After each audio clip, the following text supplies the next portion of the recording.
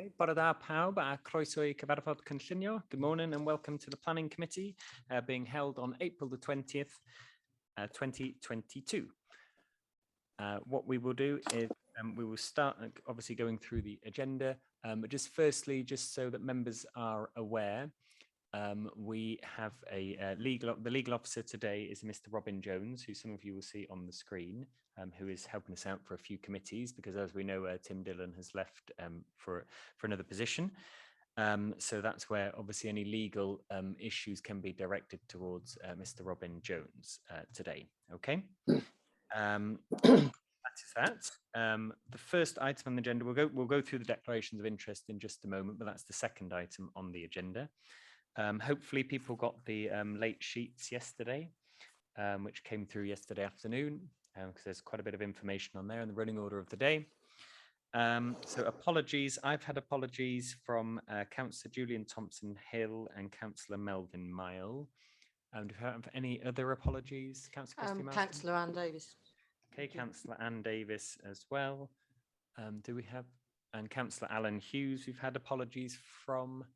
Do we have any other, if you unmute, if there's any other apologies there? Nope. Okay, so just going through the declarations of interest bit, I'm just going to read out this little bit of information for you. So members will be aware of the requirement under the Council's Code of Conduct to declare any personal or prejudicial interests in respect of any business to be considered at today's meeting. Such interests should be declared now or as soon as the councillor affected becomes aware that they have a personal or prejudicial interest in today's business.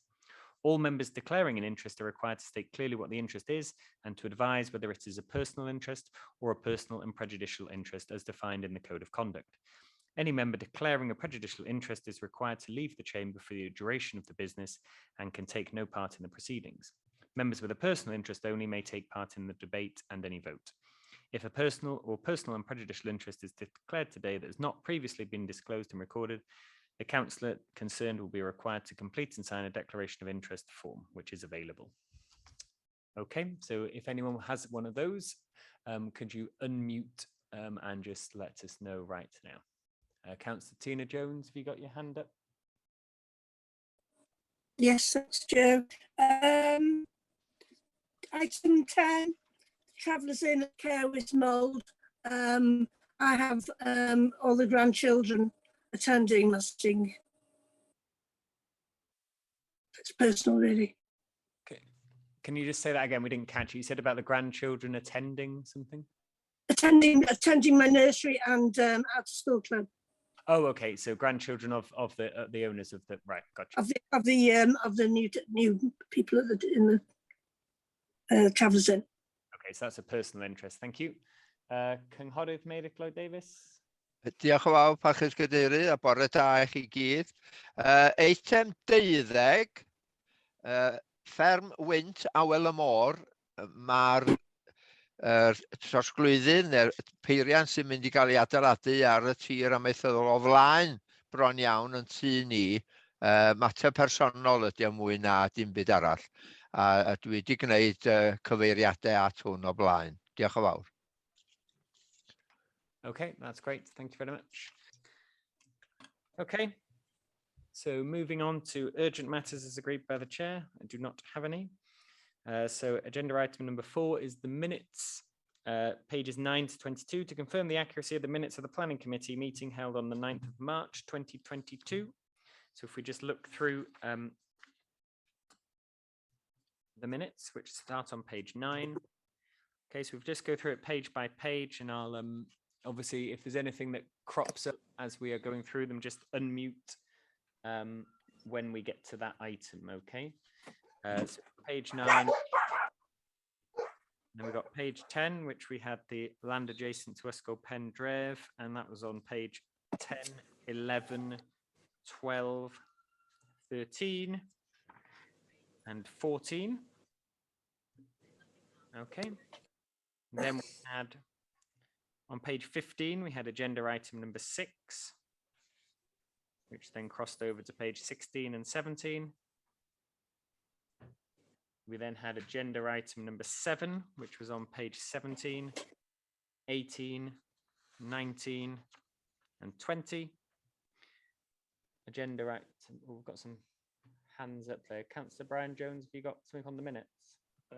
Yes, yeah, page 17, bottom of page 17, item number 7, 4520210516 Kingsdale Hall. Can someone ask the question further to a couple of conversations local people have had with me?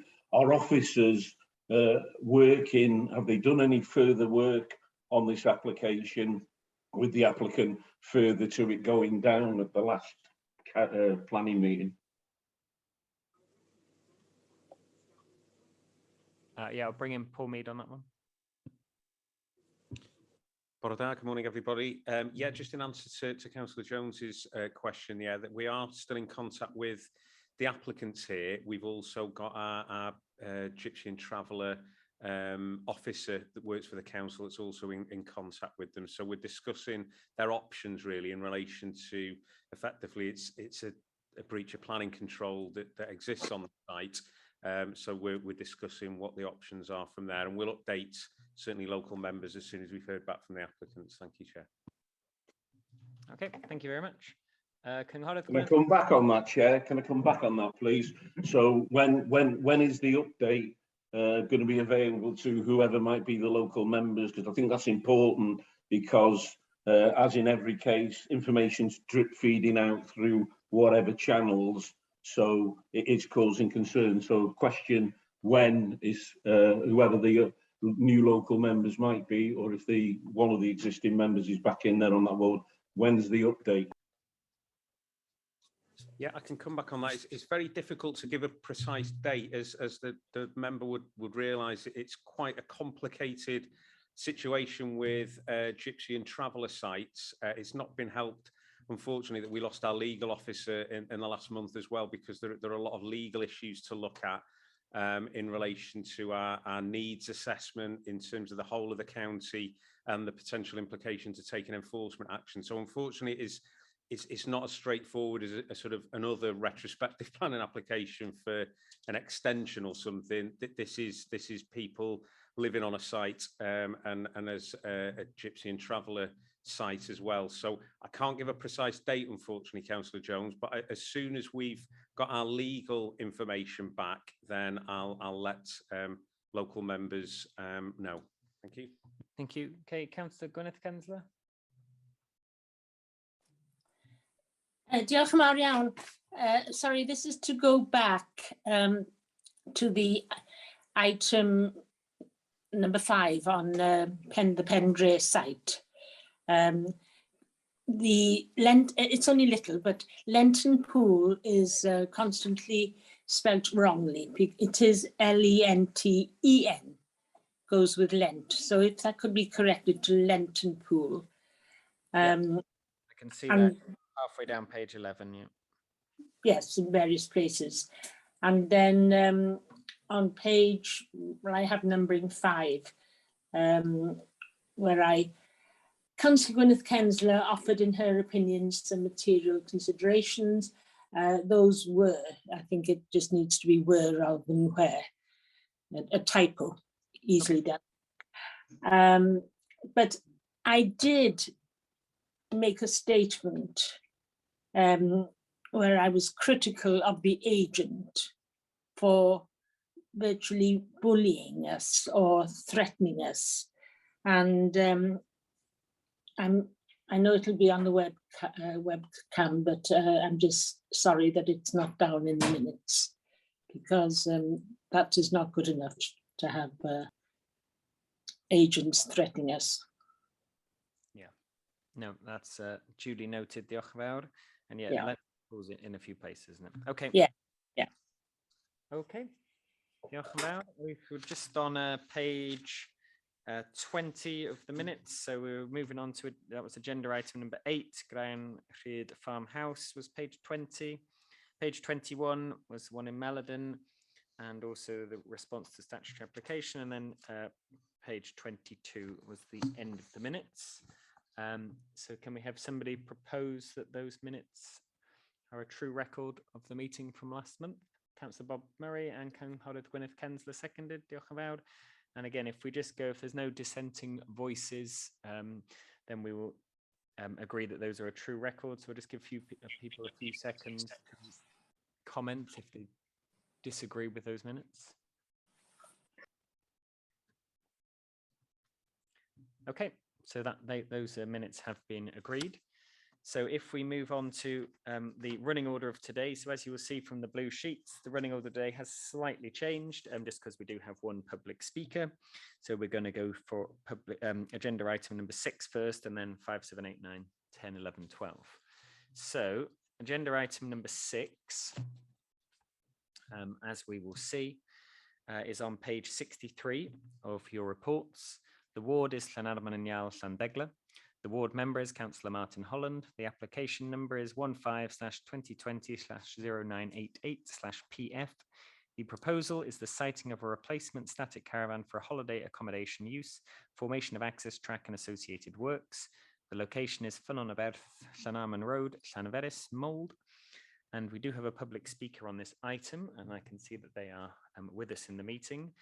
Just so you're aware, Mr. Blackburn, you will have 3 minutes to address the committee when you start speaking, and we are quite strict on that, so if you can make sure you restrict it. And this is Mr. Neil Blackburn, who is for the application. We don't have any speakers against the application. Okay, so when you're ready, you may address the committee, Mr. Blackburn. Okay, thank you. Yes, I think hopefully everybody will have sort of read obviously the notes for the item, and I thank you for the opportunity to sort of speak up today. It's the first time I've done it, but I felt it would give a bit more sort of a wider view of what we're doing, why we're doing it, and the sort of the 2 aspects of the track, location of the track, and the need for a replacement caravan. So the certificate of lawfulness for the caravan was agreed in October 20. It didn't specify at the time what the use would be, but we always wanted it for holiday use, and that's what this application's for. So it's part of a working farm, and the sort of holiday accommodation is to sort of for the farm to diversify and add extra income. And also we feel it will give some additional part-time employment for cleaning and maintenance, etc. So we feel there's a sort of wider sort of benefit to the economy than just ourselves. The site has actually been used for about 50 years. So previous sort of planning history is documented. So it's been continuous use for a long time, and it's always been holiday use. So it's really just sort of continuation of the same use, more so than a planning for or an application for additional change of use. Turning to the track, there's a track up into the farmstead currently, which sort of stops. So there's a house and a couple of barn conversions, but the route which was sort of proposed originally, or I think the preference of the AONB committee, was through the farmstead, and it would need to go through a garden, and that garden's occupied with a family, young children, dog, etc. And I just felt it wasn't appropriate from a health and safety point of view, with children playing in a garden, and to drive across somebody's grass. So I just didn't feel that was appropriate, and hence the sort of proposal of going through the field to the east. The original proposal I put forward was pretty much a straight line off the main track to the caravan site, which I think the AONB and the planning officer sort of raised some concerns over. So I did have a site meeting with the officer, which was really helpful, because I think it put into context that going through the farmstead was not really appropriate. But I could fully accept that probably the route I'd come up with was a bit direct and would be would sort of be more sort of obvious and visual to people in the area. So we kept. Sorry, I have to stop you there because you're over your 3 minutes. Okay, that's pretty much it. Thank you. Okay, thank you. Okay, so do officers want to come in on this? I know the local member is Councillor Martin Holland, who is not here. He has sent an email. Did he send the email to everyone? Yeah. So I think you've all hopefully seen Councillor Martin Holland's email. Has anyone not seen it? If you haven't seen it, I can read it out. We will have. I haven't seen it. Could I? Was it? No, it's all right. It's just for councillors. It's. Oh right. Okay. Thank you. I'll read it out. It's fine. What it says is basically. Let's have a look. The application reference number relates to a revised new drive. I'm happy to support the revised plan, which now shows the drive hugging the garden boundary of the existing buildings, which will be less obtrusive in what is open countryside within the AONB and highly visible from the A494. And then he's just asking officers, so perhaps officers can come back on this. Please, can we ensure that the site is well landscaped and that the additional trees and hedges are planted to screen it from the A494? So are officers okay with just coming in on that one? Thank you, Chair. Morada. Yeah, officers are happy with that request from Councillor Holland. There's a raft of planning conditions that we've proposed should permission be granted, and they cover landscaping, implementation of landscaping, and actually the colouring of the replacement unit that's going to go onto that site so that it can be more recessive. So yeah, we're totally on board with what Councillor Holland's requesting, and the conditions are there to allow us to do that. Thank you. Okay, diolch yn fawr. I'll bring in members who've got their hands raised. So Councillor Mervyn Parry first. Thank you, Joe. I'll just take my. Can you everybody hear me with the camera on? Can you hear me? Okay. Yeah, I'd just like to support this application, propose the application. I can see that they've done quite a bit of work to try and please everybody with the altering of the track. There's a fairly good, substantial conditions there, as Paul Griffin has said about the planting. So I'd just like to propose that we grant this application. Okay, diolch yn fawr. Do we have a seconder for that? Yeah, I'm happy. Okay, got a couple more speakers. Cynghorydd Emrys-Wyn. Ie, diolch yn fawr. O'n i wedi edrych ymlaen naill gallu cynnig neu cefnogi hwn, ond ga i diolch am y lluniau bendigedig sydd wedi cael eu cyflwyno gyda'r CAIS. Yn sicr mae di'n helpu i benderfynu ar addasrwydd y newid y trac ag ati i gyfeiriad yr anedd gwyliau newydd bydd yn cael ei roi osod yn y lle yma, ac mi fyddai'n falch iawn wedi cefnogi'r CAIS.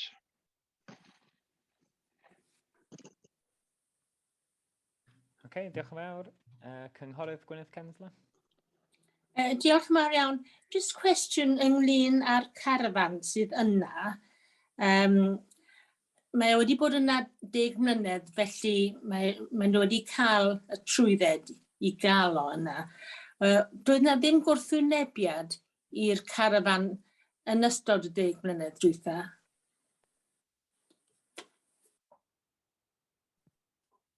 Do you want me to answer this one? No, thank you, Mr. Blackburn. No, it's okay. All right, okay. Sorry. No, it's okay.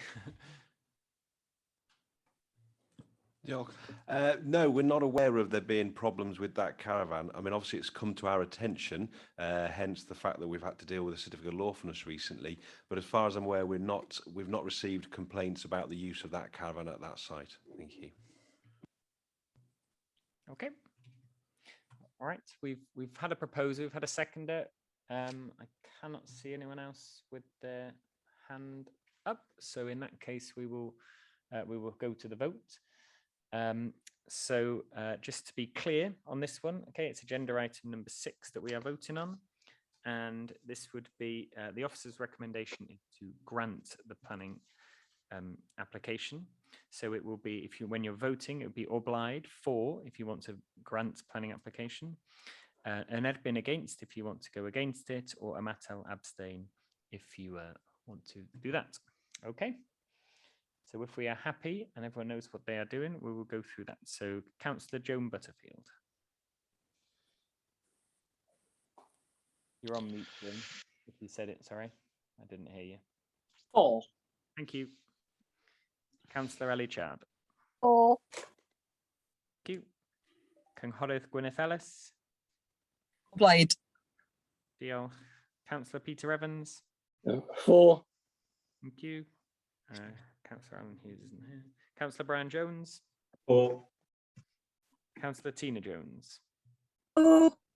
Cynghorydd Gwyneth Kensler. Matal. Councillor Christine Marston. For. For. Councillor Bob Murray. For. Councillor Mervyn Parry. For. Councillor Pete Prendergast. For. Councillor Peter Scott. For. Councillor Tony Thomas. For. Councillor Welch. And for. Cynghorydd Emrys Wyn. O blaid. And Councillor Mark Young. You're on mute, Mark, if you're there. No, I'm there. No, go on, I haven't heard you yet. Mark, I didn't hear. Yeah, I've definitely said, can you hear me? Yeah, can hear you now. Yeah, 4. There you go. Sorry. All right. And hopefully, if I haven't missed anyone out, have I? Just because I get the lists printed off and then there's some changes. So if you're on committee and I haven't called your name out, just shout. Okay. 1, 2.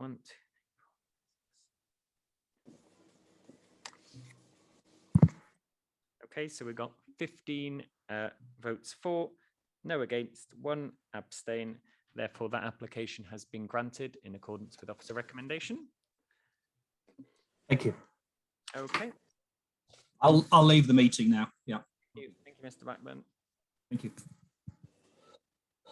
Okay. Moving on to agenda item number 5. Okay, so we have no more speakers, just so we are aware of that. So agenda item number 5 is on page 23 of our reports. The ward is Llanrilllo, the ward member is Cynghorydd Gwyneth Ellis. The application is 07/2021/0684/PF. The proposal is the erection of a 90-meter meteorological mast for a temporary period of 3 years. The land is the location is at land at MYNYLLOD, Llanrilllo, CORWEN. And as you will see, just if we look at the blue sheets, okay, there is a little bit of information on there. The officer recommendation is to grant. There's just a tiny little bit from NRW on there. Do officers want to come in on this or no? Okay, so I'll bring in local member Cynghorydd Gwyneth Ellis. Do you want to come in now on this item? Ie, diolch yn fawr. I ddechrau fe, dwi'n gwerthfawrogi fod y cwmni wedi gwneud adolygiad gweledol o'r mast yma, sydd yn dangos o lle fydd y mast yn weledol, ond hyd y gwela I, mae o'n dangos y bydd y mast yn cael ei weld yn glir o bentre Cynwyd a phentre Llandrillo. A dwi ddim yn meddwl bod y trigolion yn hapus. Dwi'n o siarad efo'r trigolion, maen nhw'n cael ei anodd iawn I wahaniaethu'r cais yma a y syniad o'r fferm wynt sydd yn mynd I ddilyn. Felly dwi'n meddwl fod trigolion lleol yn bryderus iawn amdano y peth. Ac yn bersonol, dwi hefyd yn cael trafferth y gwahaniaethu'r ddau beth. Felly dwi'n boenus amdan hwn oherwydd yr impact gweledol mae'n mynd I gael ar y pentrefi. A mi fyswn i'n hoffi gwybod gen yr swyddogion be maen nhw'n feddwl amdan hynny, os gwelwch chi'n dda. Diolch, Joe. Okay, diolch yn fawr. Do officers want to just come in on that? Yeah, because obviously this is for one meteorological mast and we know what the potential futures are, but if they just come in on what we actually need to be going on today, that'd be great. Yeah, diolch, thank you very much, Chair. Yes, thank you, Councillor Ellis, for the comments. I think anything of this sort of size in the landscape is going to have some visual impact. That clearly, from an officer perspective, what we have to do is try and assess whether any sort of impacts are significant enough to warrant a reason for refusal. And I think there's some material considerations and background to this that obviously was leading us to our recommendation to grant here.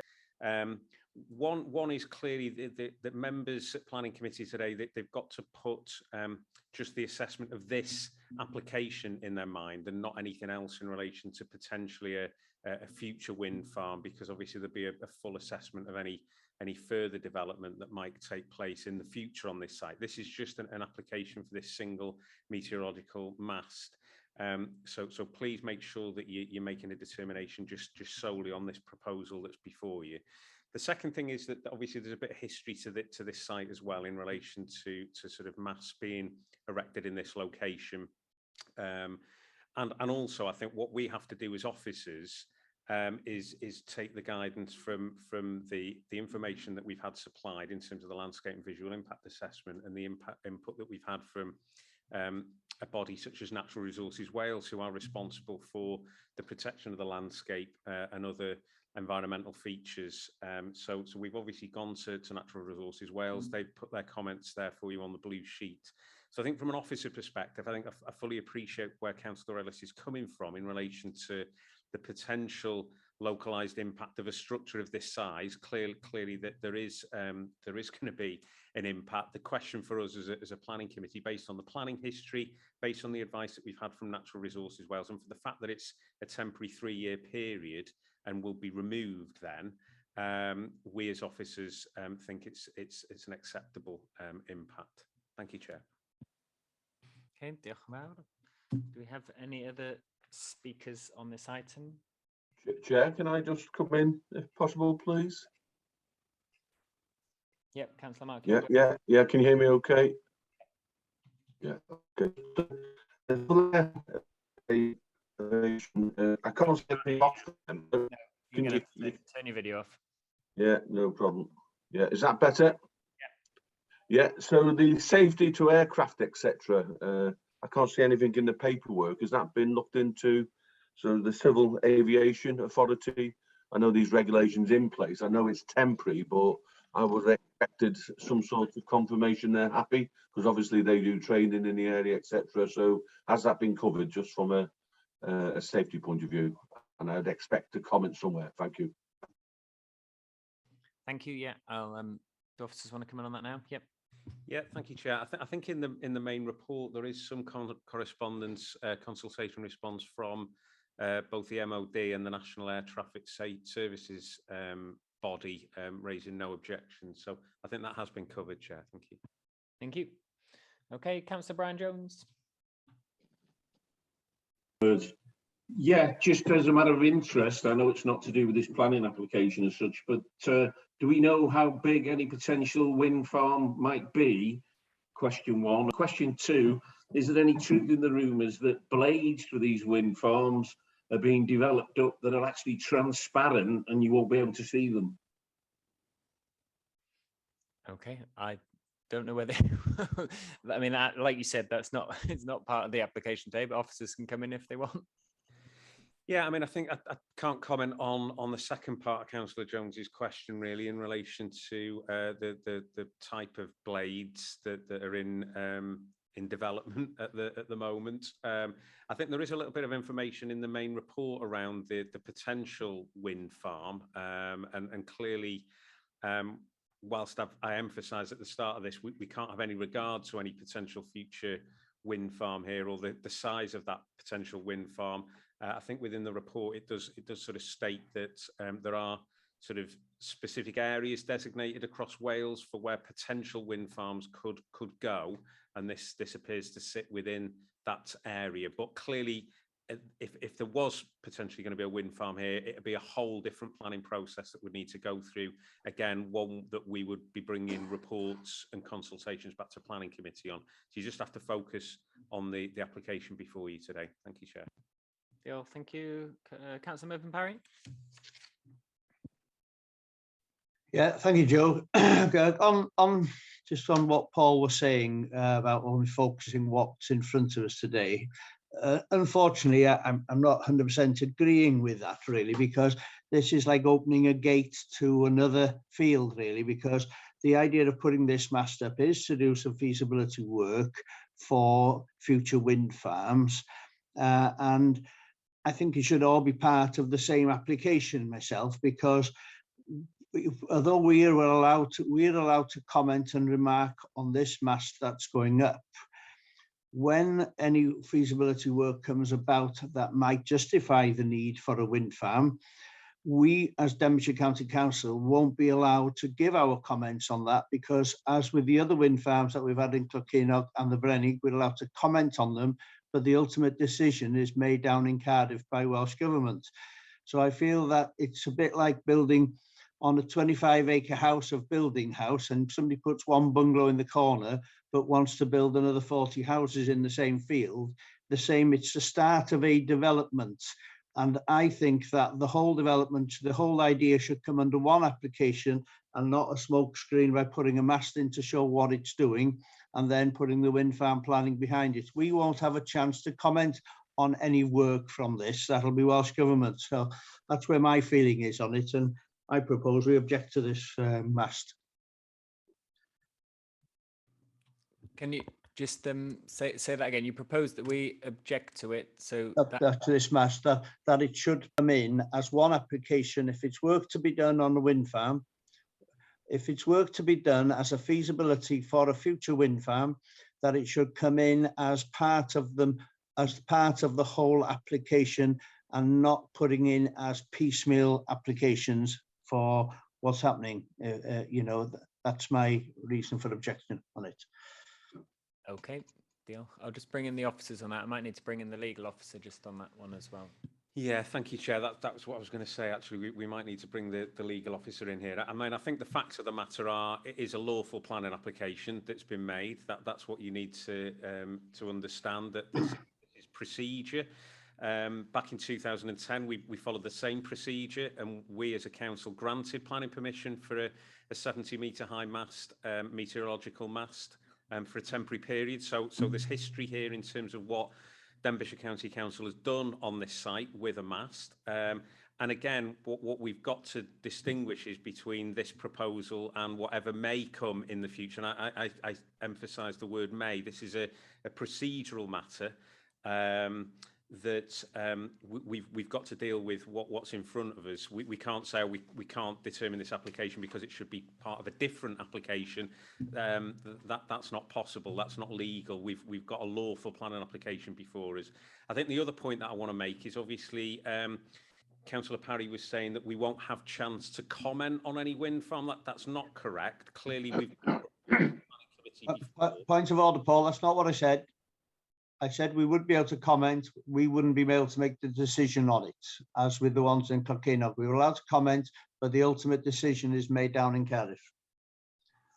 Apologies if I've misunderstood what you said, Councillor Parry. I heard you say that we wouldn't be able to comment, but you're right. The ultimate decision is made by Welsh Government on nationally significant infrastructure projects, of which any large-scale wind farm would be. But clearly we do bring reports to Planning Committee seeking member input into what's known as a local impact report that go to the Welsh Government in relation to our council view on whether we're supportive or not of any proposed wind farm. So we do have an opportunity. I think that's why I want to emphasise it's not that we don't have a say at all and that Cardiff just makes the decision. That's not the case. We do have a process to follow, and clearly we do have an opportunity to comment on any larger wind farm. So I think we need to just maybe get a legal point of order here in relation to this type of application and whether it's lawful to determine it today. Thank you, Chair. Okay, yeah, diolch yn fawr. Robin Jones, are you able to come in at this point for us? Bore da, diolch yn fawr iawn. Good morning, everybody. Yes, I think the reason for refusal, as suggested, would not be defensible on an appeal, because effectively it would be wholly unreasonable to require any developer to wrap up a feasibility study as part of a full-scale development, because there was no developer in their right mind would actually approach development on that basis, and that clearly a feasibility study as a standalone application is just for that and for nothing more. And clearly the argument would also be that if you permit today's application, it may well be that the feasibility study will show that the site is not suitable either for a land development or for any development at all. So in that sense, it is a standalone application which needs to be determined on its merits irrespective of what the application may or may not lead to at any future date. Thank you. Okay, diolch yn fawr, thank you. I've got obviously 3 hands up there. I can see Mervyn, your hand's still up. Do you want to just, have you got any comments on what the legal officers just said there? Or do you want to? No, not really. I still stand by my comments. Okay. Cynghorydd Emrys Wyn. Ie, diolch yn fawr. Mi doedd Paul Mead bod a bit of history in relation to mass being erected yma. O sbïo ar y lluniau, fi'n gweld tair melyn wynt ar y gorwel. Ac mae rhywun yn cael yr argraff bod yna rhyw agwedd bod o dim ond un ychwanegol ydy hwn i'r hyn sydd yn eisoes, a dydy'r impact dim mor fawr a hynny. Wel, dyma'r sy'n digwydd, mae pethau ma'n tyfu'n ar y deg, maen nhw'n datblygu y creeping effect ydy'r term Saesneg amdano fo, a dyna sy'n ymhoeni fi bod wrth ganiatau un, mae'n arwain at yr caniatau rhywbeth sy'n dilyn wedyn hefyd, a dyna sydd wedi digwydd efallai yn y gorffennol wrth ganiatau melinau gwynt, ac as ydw i ddim yn gyffredinol yn erbyn codi melinau gwynt os oes le addas ar eu cyfer nhw. A dwi ddim yn mynd i drafod hynny, ond o ran y mast yma ei hun, mae gennau'n mryderon i bod hwn yn rhan o'r effaith clopian i mewn yma sydd yn dueddol o ddigwydd mewn ceisiadau o'r fath. A mi fyddai'n cefnogi, ddim yn barod i eilio y cynghorydd Merfyn Parry bod ni yn gwrthod y cais. Okay, I'll bring in Councillor Brown-Jones. Get your hand up. Yeah, thanks, Chair. No one more than me more passionate about areas of outstanding natural beauty. For many years, without going too far off the subject, I sit on the top of Gwynusca and look out from there above Prestatyn over to Llandudno, over to the Wirral, and does dishearten me when I look at them wind farms. But I can take myself out of that sort of emotion and picture. And when time is with us no more, green energy will have to support communities globally. And again, unfortunately, wind turbines and wind farms are a part of that jigsaw. And so on the basis of that, although I'm not sort of right behind it and personally don't agree with it all, I would propose that we accept this application, because if it does prove a worthwhile exercise, and if a wind farm develops from there, that will be for the benefit more than the negatives, unfortunately. Thank you, Chair. Thank you. Do we have a seconder for that? Councillor Peter Scott, I've seen, has got his hand raised. Thank you very much. Just so we've got that boxed off. I mean, yeah, you know, I've had quite a lot of history with wind farms in my ward, and I do understand people's points, but we have to be very aware that this is a temporary one. It's not, you know, I've had ones in my ward which have been a full-term one for 25 years, and you know they have been objected to because there is that creeping effect. But we'd have to just be very, very aware of what we are voting on today, which is one temporary one, not one permanently, which could then cause creep. So I think Paul Mead wants to come in.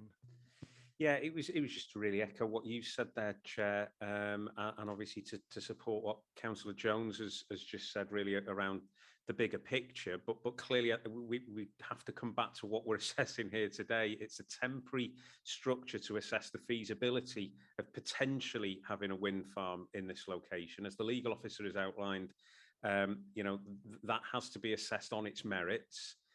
We've given you quite a clear report today with the responses from the environmental body, Natural Resources Wales, in relation to the impacts of this. So again, it does come down to what feasible and defensible reasons you would have to try and refuse this application. And I don't think I've heard that so far from any of the members. Thank you, Chair. Chair, can I come back in? Yep. I'll ask Paul a question, and maybe you can answer it, and how the difference is. If somebody goes for a planning application for a dwelling and there is a need for an archaeological dig to be made on that application, the archaeological dig needs to be made before the actual planning for the house can actually be put in. So, and then it comes part of the whole planning. So on a similar thing, if somebody needs to do a feasibility study on whether there's any wind on a site for a windmill, surely that should come as the same planning application for the whole site. You know, I don't see why one should be any different from another, really. So maybe you can explain that to me. If somebody's trying to make an application, that the whole application should come in together, and if it doesn't work for the applicants, then it doesn't work for the applicants. Same as it wouldn't if somebody was doing an archaeological dig and it doesn't work for the developer, it doesn't work. So, you know, that's my reason of objecting on the grounds that it should come in under one application. Okay, diolch yn fawr.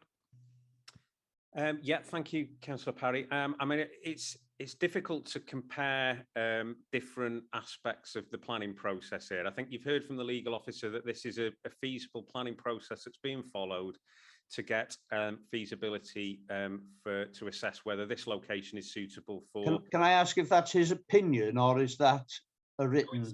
It's legal fact, Councillor Parry. It's in a similar way that where maybe an agricultural business wants to prove that somebody could live on a particular site, there's a process whereby people could put in an application for a temporary caravan to live on the site whilst their business grows. That's an aspect of the planning process that is valid and lawful. Again, this is a valid and lawful planning application that's been made. So I think trying to compare it to other different examples to do with archaeology is not really helpful in this instance. I don't know whether the legal officer's got anything else he might want to just comment on the example that's given by Councillor Parry, but I think clearly there are other examples within the planning process where people can apply for things before they apply for larger things. I gave you that example there of agricultural workers' dwellings. Thank you, Chair. Thank you. Yeah, the legal officer, Robin Jones, trying to come in on that. Diolch, Cadeirydd. Yes, I'd say that the issue of archaeology vis-a-vis residential development is a bit more tangential than is the issue of the existence of wind with regard to wind turbines. Diolch. Okay, yeah. So we've obviously got the facts are we've got a planning application in front of us. And I think what the legal officer is saying and what Paul Mead is saying, we can't refuse it and say that, well, it should. I totally get your point, Councillor Parry. We get lots of applications and they come in and they do this, that and that, and they do a little bit here and a little bit there and it keeps on going and then suddenly you've got what you don't want.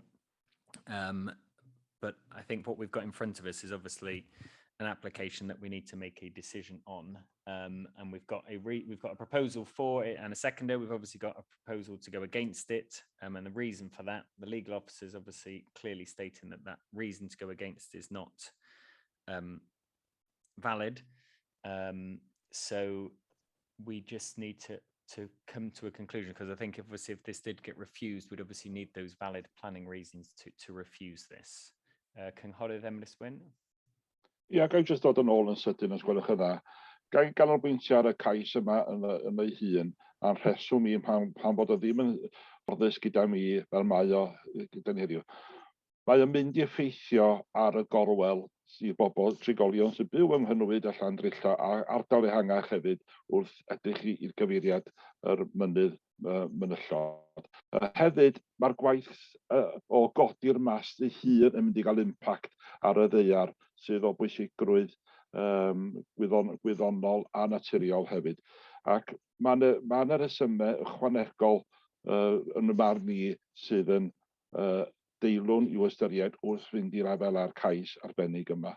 Fel ni'n dweud, nid gwrthwynebiad i unrhyw i Felynau Gwynt yn gyffredinol, dwi'n dieddol o fod o'i plaid nhw i fod yn onest efo chi. Ond mae'n bwysig bod ni'n ystyried yn ofalus lle mae'r pethau yma'n mynd. Nid cais am Felynau Gwynt ydy hwn, cais ydy hwn am un mast i ychwanegu at 3 strwythur sydd yma'n barod. A mae hynny yn ymhoeni fi. Dwi'n ddol at y term eto, mae o'n cropian i mewn.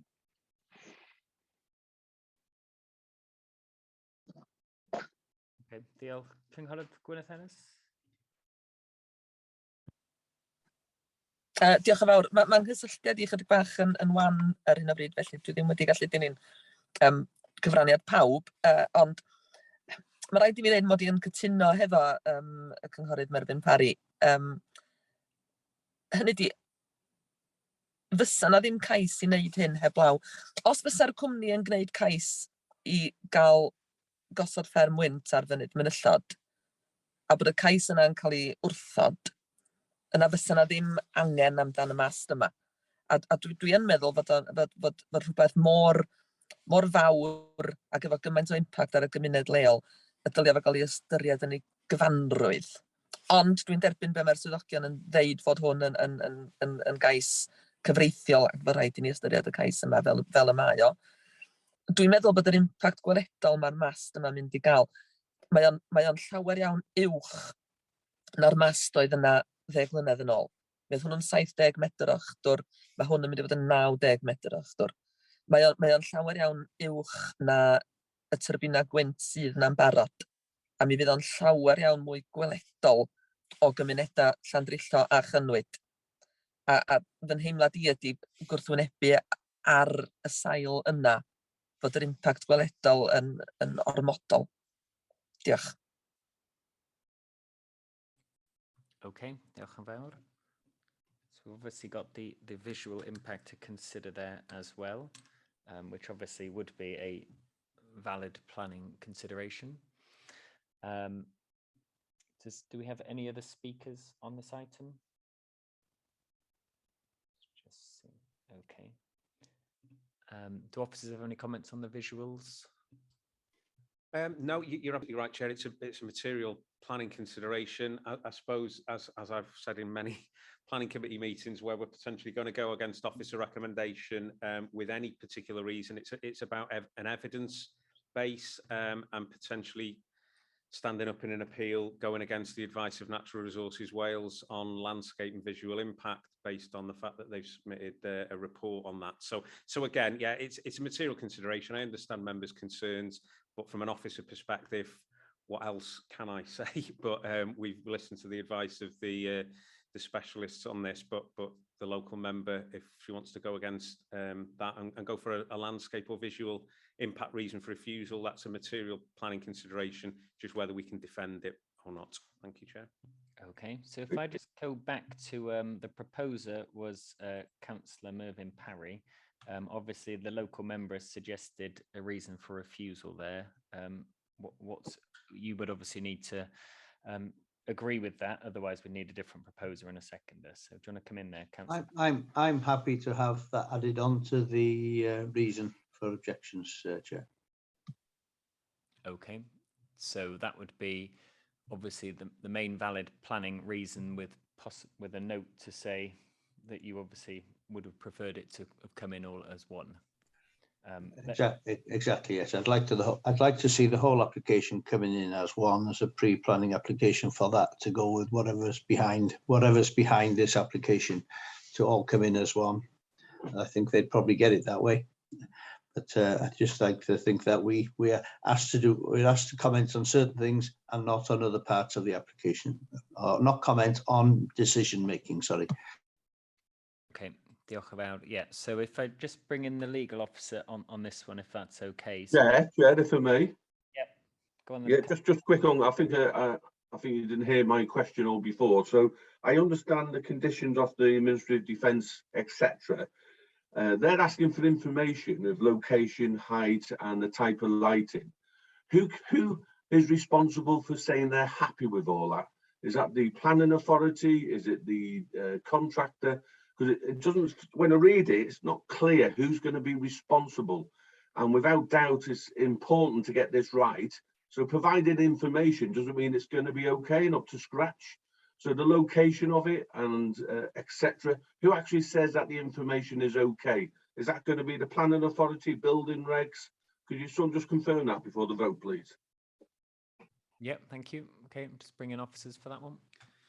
So I think what Councillor Young's asking is the sort of potential safety considerations of low-flying aircraft, is it, yep. Councillor Young, in terms of whether I certainly from a planning perspective, all that we can do as a local planning authority and as a council is consult with relevant bodies, which we've done, and it's in the report in relation to what responses they've given. Obviously, if there was a huge concern that this was going to be a danger to low-flying aircrafts, then we would have heard that from the consultees. Likewise, if there is any other consenting regime that they have, I'm not aware of that, whether any of these sort of aviation authorities, these applicants that are looking to put up this temporary mast have to apply for some other sort of license to build it at that height. I'm not aware of that. So in this instance, what you're doing as a council is potentially granting planning permission for this temporary meteorological mast, which is there to ascertain whether the conditions are going to be right to potentially put a wind farm there. We've consulted with the relevant bodies, Natural Resources Wales, the aviation bodies, etc. They've given their responses, and there's nothing in there to suggest that that anyone's objecting to it in that regard. So I hope that answers the question. I honestly can't answer whether there is any other sort of consenting regime from an aviation perspective that these applicants would have to go through. Thank you, Chair. Thank you. Yeah, if you look at the conditions as well, condition 4 is just saying who they have to notify about the precise location, date of commencement, and the minimum intensity 25 flagship red lights and so on. So there are some conditions there which I think cover what you've said as well. Is that all right, Councillor Young? I'm surprised that it's not clear who actually says it's okay, the information provided, but I understand that they've raised no objections, but I don't think it's clear enough, but I'll leave it there, Chair. Okay, thank you. All right, so just to state where we're at the moment, we've obviously had a proposal for, and that's been seconded, and then we've had a proposal against, which has been seconded. We've had a reason for refusal about the visual impact, but we also want to include, or that the person, the proposer, Councillor Perry, wants to include something with regards to it being one site. So can I just bring in the legal officer on that, just to clear up how we can phrase that if that's okay. I would be minded to advise you to try and keep anything off the decision notice which relates to the feasibility application being part of the main application, because on the basis that that is given as part of a reason for refusal, you will be highly vulnerable on costs if the matter goes to appeal just on that particular reason, even though you may be successful on the visual amenity point. So it'd be better to include it as some form of informative on a covering letter or something of that nature, rather than included on the decision notice. Thank you. Okay, so Councillor Parry, would you be happy to do that as on a covering letter with regard? I don't think they take any notice of that at all, Chair. I think that it should come in as one application. That would be my thought of it, that it should be part of the whole application. We shouldn't refuse them just on cost. I know cost is an important thing, but we shouldn't be held, the gun shouldn't be held to our head just over the cost neither. Thank you. Okay. Okay, so obviously that's the legal officer's view is that we can obviously go to the vote. So just to be very, very clear with this one, obviously you can propose to grant this in accordance with officer recommendation. If you go against the officer recommendation to refuse this, it would be on the reasons given by Councillor Mervyn Parry then. It would be on a visual impact, and it would also be on the information that he's just outlined about this wanting to be one application. So it's very important that we know you would be voting for both those reasons if you vote to go against this application. Cynghorydd Gwyneth Ellis, as local member, I see you've got your hand up. I'll bring you in just now, and then we will go to the vote. Thank you, diolch, Joe. Cadeirydd, yn heimlad personol i ydy y dylia bod ni'n pleidleisio yn erbyn ar yr impact gweledol. Mi wnaethon ni ohirio'r penderfyniad y tro dwytha oherwydd nad oedd hi ddim yn amlwg pa mor weledol fysa'r mast yma. Mae'r gwaith mae'r cwmni wedi wneud, a dwi'n ddiolchgar bod nhw wedi gwneud y gwaith yna, yn dangos y bydd y mast yn hollol, yn glir, yn weledol o fwyafrif helaeth y ddau fentra lleol. A dwi'n meddwl dyna ddyla'r prif reswm bod i wrthwynebu hwn. Dwi'n cytuno efo'r cynghorydd Parry. Dwi ddim yn hapus fod na ddau broses wahanol yn mynd i fod. Mi ddylai bod hyn i gyd yn mynd trwy un broses gynllunio. Ond dwi'n meddwl y dylia bod ni yn gwrando ar y swyddog cyfreithiol yn fan hyn ac yn peidio defnyddio hynna fel rheswm i wrthwynebu, ond i wneud o'n glir yn bod ni yn teimlo hynny felly. Ac yn rhoi rhywbeth yn y llythyr. Dyna di'n heimlad i ar hyn. Diolch yn fawr. Okay, diolch. Councillor Brian Jones, do you want to come in? Sorry, Chair, yeah, could you just clearly state what we're voting on now? I think I've got it, but there was a veil of a bit of a confusion here. Now, when you're going to go to the vote, please can you clarify it for members, please? Yeah, no, it is a bit of a confusing one. It's also difficult having people in lots of different rooms, just to get people to come in. So that's why it's fine we're taking our time on it, because we've got to get it right. So just in terms of, we've obviously had a slightly conflicting arguments there from people who are against the application. So just to bring in officers and possibly the legal officer from my point of view now, is there a way we could decide whether we're the people going against, because obviously some people might want to refuse the application on visual, but not both of the items. So is there some way we could do that as a precursor to the final vote? Does that make sense, what I've just said?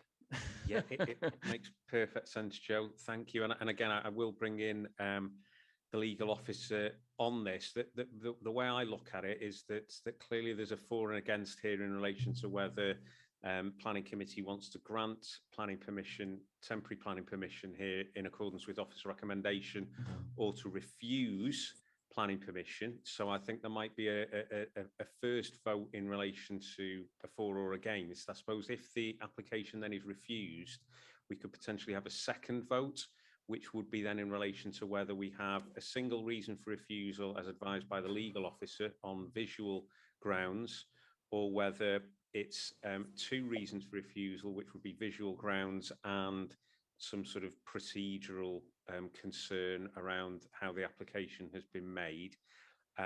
Again, just to re-emphasise what the legal officer said, what I'm saying, I think what Councillor Gwyneth Ellis has now alluded to, she probably realises that that second reason for refusal would not be defendable and would result in potentially the awarding of costs against the council, but we could potentially put that on as an informative or an additional letter that goes. So again, before we get into that debate around how to vote, we might want to go back and again ask councillors as to what they think about the proposal to refuse on the single or the double grounds, really.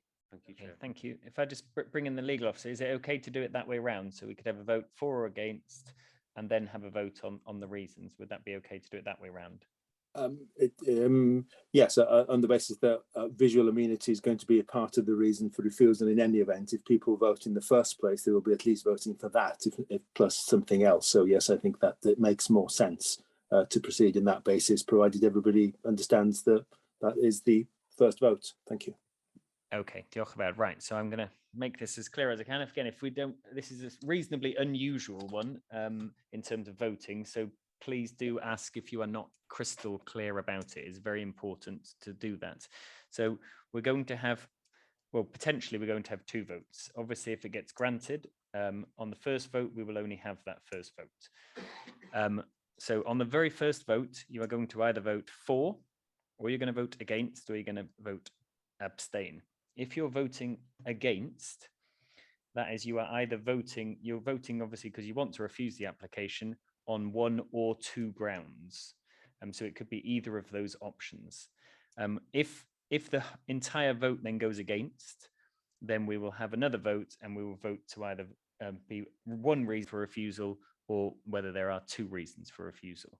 Okay, so we're sort of having a secondary vote on the actual reasons for refusal. But as Robin Jones said, one of the reasons for refusal is on visual impact. So that would be what you would be voting on the first vote. And then it's whether you want to have an additional reason as the second vote.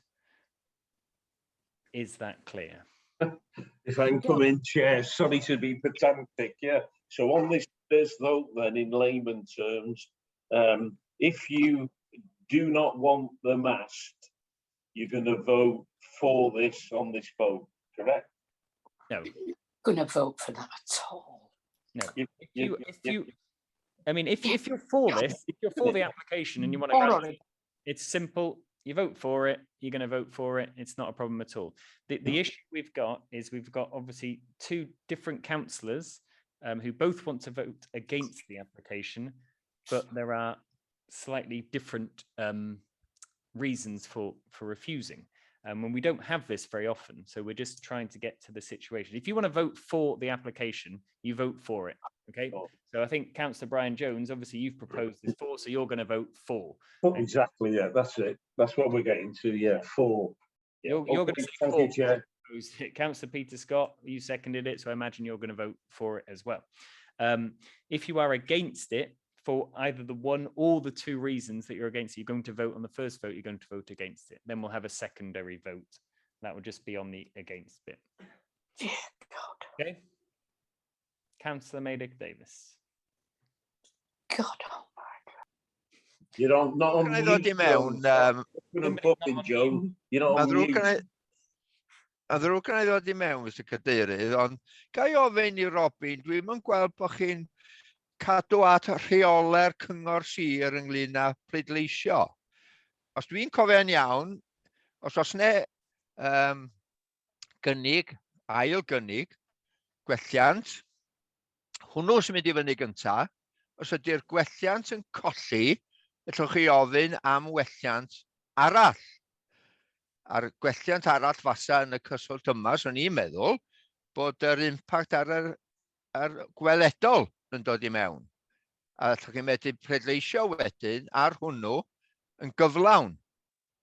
Dwi'm yn gwybod i Robin yn cydweld, ond da chi'n neud o reit cymleth y ffordd da chi mynd o chwmpas i, os ga i ddeud fel cyn gadeirydd y sir. Yeah, I know what you mean, Cynghorydd Maydick Davis. We do sometimes vote that way. This is quite an unusual one, but anyway. Robin, do you want to come in on that? Dwi'n meddwl bod chi'n dechnegol bod chi'n gywir yn yr hyn da chi'n dweud, a mi fysa chi'n gallu cychwyn efo gwelliant yn cynnwys y ddau reswm gwrthod, ond yr ama dwi'n gael ydy mae yna ddigon o ddryswch ar y sefyllfa fel mai, a bydda dilyn rheola technegol yn ychwanegu at y dryswch yn hytrach nag wneud pethau'n eglurach. Diolch yn fawr.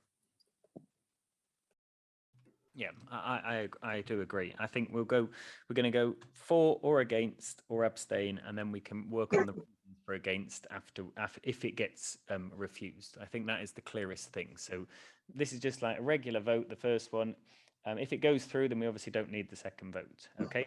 And again, when you're voting, okay, if you want to say a sentence like I am for this application or I am against it, whatever, then that's fine to make your feelings very, very clear. And we will go through it that way. Okay, so going to the vote.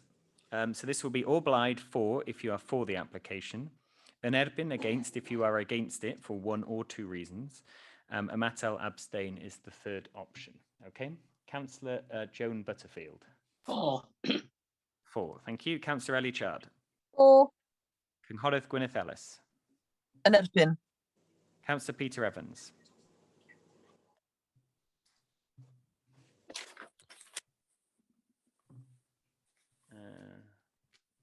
Can't hear you. Councillor Peter Evans. Against. Thank you. Councillor Brian Jones. For. Councillor Tina Jones. For. I didn't hear you clearly, sorry, Tina. For. For. Oh, I can't hear you, sorry, and it might be close. For. Thank you. Yep, got you there. Cynghorydd Gwyneth Kensler.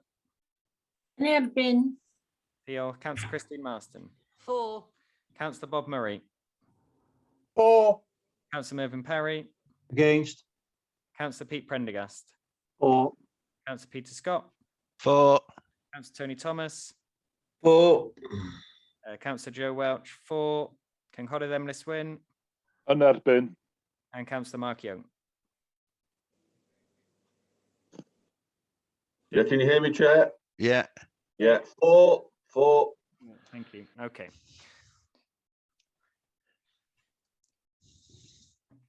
$11.5. I can count. Councillor Scott. I just double count just to make sure. I'm just talking to myself, Chair. Very, very sorry. I hadn't turned my mute off. Okay, we have 11 votes for, 5 against, no abstains. We don't need a second vote. There we go. Nice. Hooray. Application has been granted in accordance with officer recommendation. Okay, there you go. Just so the legal officer knows, we planned all this just to make it difficult for you on the one time that you were with us. We had a big chat beforehand. It only gets better, Chair. No, we didn't really. Okay. So agenda item, moving on to agenda item 7. I'm just looking, is everyone still okay to stay and we don't need a break or anything? Okay, agenda item number 7 is on page 93 of our report. The ward is RHYL South East. The ward members are Councillors Brian Blakely, Cheryl Williams, Councillor Brian Jones. The application number is 45/2021/0738/PC. The proposal is the retrospective application for the change of use of dwelling, use class C3 to form a house of multiple occupancy, use class C4 for 4 people. I know there's a couple of people that want to come in on this before we go to the debate. Councillor Brian Jones, as local member, did you want to come in on this one? Yeah, thanks, Chair. I would like to propose a deferral on this application on the grounds that any decision on what is a locally controversial application might have a direct effect on resident voting intentions, as it's so close to the 5th of May election. And actually this deferral will apply as well to item 8 on the agenda and item 9. Okay, so we've got a request for a deferral. Obviously, we're going to have to bring in the legal officer on this one, because obviously the reason for a deferral does need to be a valid material planning consideration. So did you hear that, Robin? You got any comments on that for deferral? Yes, I did hear that. It is not a planning reason, but there are rules with regard to the behaviour and conduct of local authorities in the lead up to election periods. And one of them is clearly that, and I'm sure your officers would have been mindful that any issue which was regarded to be politically controversial as part of an election campaign would have been left off the agenda. So I'm not in a position to be able to make that judgment, but clearly it's an option that's available to the committee if it is felt that the issue is contrary to the guidance in the lead up to local elections. Diolch. Okay, diolch. So it's more of an opinion one, this one. So yeah, okay, I'll bring in the officers. Chair, if I can come back in after the officers, please. Yep. Thank you, Chair. Yeah, I think there's 2 issues here. As the legal officer said, normally with any sort of deferral request, we'd have to have a material planning reason. What is slightly different in this instance is that we're in the pre-election period. So the question there is, do any of the planning applications that are presented to planning committee within the pre-election period hit that trigger for potentially having some impact on the sort of political decision making during that pre-election period? There was actually one application that was proposed to go on our committee today that we did liaise with our legal officer, who suggested that be taken off planning committee. That was an application in the Prestatyn area at Alexander Drive. However, the 3 applications here in RHYL, given that they're currently it's retrospective, effectively the properties are being used for this purpose.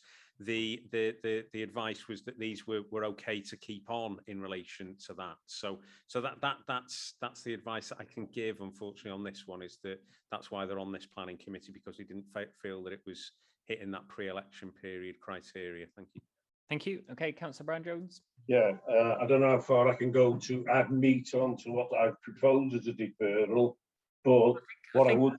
Sorry to cut you off. I think I think it is more of an opinion of officers that they didn't feel it was going to be controversial. I think if you feel that it is, then I think that is. Well, it's clearly controversial because it's been going on, this matter, since before the autumn last year, June. There's communications that have gone to and fro that Brian Jones as the local member for 3 RHYL South East was not included on, and so it's been whipped up.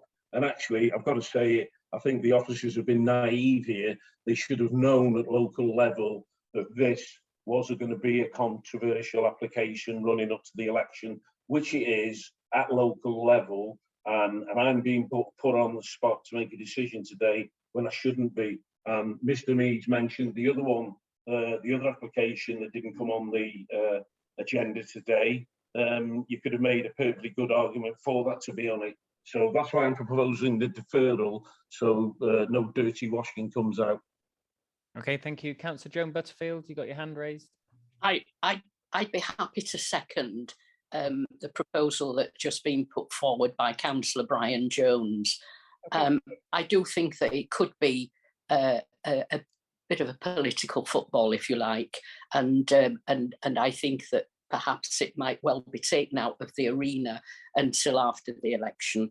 But I do believe that this has been, I don't want to debate at all other than just to say that this has been an issue since January of this year. And I feel it should have come to planning before this date, but I'm quite happy to second a deferral. Thank you, Chair. Thank you. Okay, so we've obviously had that. We can't, I can see people got, Mark, you got your hand up. Obviously, this can only be on the deferral, not the actual item itself. So, Councillor Mark Young. No, I'll leave it there, Chair. Okay. I think we've spoken enough. We'll go to the vote, please. Yeah. Okay, yeah, well, we can go to vote. We've obviously got the reason there, which is fine to have the deferral. You can obviously vote against it. If you don't feel like it is a political issue in the lead up to the election, then obviously you could vote against, then saying you want to hear the agenda item being heard today. Yeah, Chair, does this cover the 3 items? Well, that's what I'm just going to bring in the legal officer. I imagine we might have to do all 3 individually, as they're all 3 individual applications, but possibly legal officer, do you know if we can vote on all 3 at the same time? I think that provided that it's fairly clear that you're voting on all 3 and all the planning issues are the same in each one, are they not? So I think probably 1 vote should cover all 3, provided everybody in the committee is happy with that and they understand the implications of that 1 vote deferring the 3 items. Thank you. Okay, diolch yn fawr. Right, okay, so that's clear. Cynghorydd Gwyneth Censler. Diolch yn fawr iawn. Ar ôl beth didodd y cynghorydd Joan Butterfield, fedrith y swyddogion egluro pam bod hwn wedi cymryd gymaint o amser i ddod at y pwyllgor pan rhaid o at y pwyllgor yn gynharach. Beth oedd y resymau? Okay, I'll bring in Cynghorydd Gwyneth Ellis. Do you want to ask your question as well? Then I'll bring in the officers. Diolch Cadeirydd. Dwi'n teimlo bod mae gennym ni gyfarfod cynllunio heddiw. Dwi ddim yn meddwl bod na lawer o bethau'n fwy gwleidyddol na fferm wynt, enghraifft. Felly dwi'n meddwl dylai bod ni'n ystyried y cynigion sy'n dod o flaen y pwyllgor. Mae pawb yn mynd i feddwl bod pethau ni ward nhw yn wleidyddol ac dylen nhw gael eu gohirio illa, ond dwi'n meddwl dylai bod ni'n trafod beth sy'n o flaen y pwyllgor. Diolch. Okay, thank you. And yeah, we can obviously have that vote in just a moment. I'll just bring in the officers on Cynghorydd Gwyneth Censler's point. Thank you, Chair. Yeah, just on that final point, I mean, obviously it's difficult from an officer perspective in terms of the applications that we have before. Is that the question would be, you know, should we have a committee at all in the pre-election period? But we do have an obligation as well to applicants who are fee paying, who want their applications determined within the statutory 8-week period as well. So we do have a responsibility, certainly from a business and an economic perspective, to keep planning applications moving forward. But obviously I understand the issue in relation to this case and the reason for the deferral, which is perfectly fine. I think the other point that was raised there around timing, these 3 cases in RHYL do go back some time as sort of effective issues.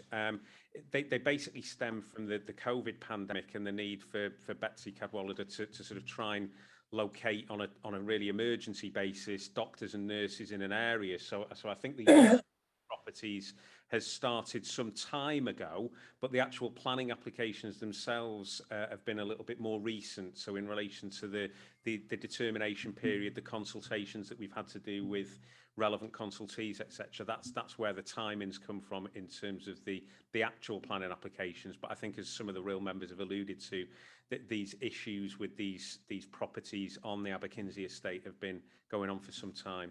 Thank you, Chair. Thank you. Okay. I think we will go to the vote now. It's pretty clear what we are voting on. You either want to hear them today or you don't, because you feel that they are controversial and shouldn't be heard in a pre-election period. So that's nice and clear. And we will be voting on agenda items 7, 8 and 9. Unless anyone has an objection to voting on all three at the same time, please say now whether you have an objection to voting on all three now. Otherwise, we will assume that this is the same. They are the same. It's for the same reasons. Okay. So it will be for or Blythe if you're voting for a deferral, an admin against if you're voting against the deferral, and you want to hear them today, or abstain. Okay. So Councillor Joan Butterfield. For deferral. Thank you. Councillor Ellichard. For. Cynghorydd Gwyneth Ellis. Yn erbyn. Councillor Peter Evans. For. Councillor Jones. For. Councillor Tina Jones. Cynghorydd Gwyneth Kensler. Yn erbyn. Christine Marston. For. Councillor Bob Murray. For. Councillor Mervyn Parry. For. Councillor Pete Prendergast. For. Councillor Peter Scott. For. Councillor Tony Thomas. For. Joe Welch. For. Cynghorydd Emily Swyn. Yn erbyn. Councillor Mark Young. For. Thank you. How many was that, Pete? 13-3.